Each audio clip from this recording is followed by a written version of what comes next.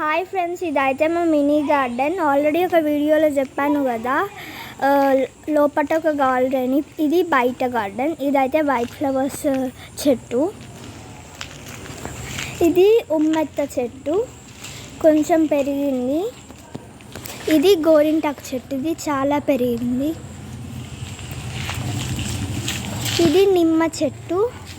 ఈ కిందిది అయితే వీరజాజి చెట్టు.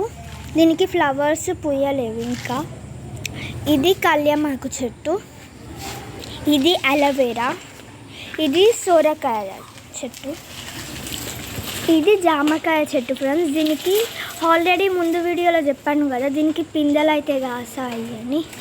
చూడండి ఫ్రెండ్స్, ఇవే పైన ఇక్కడ.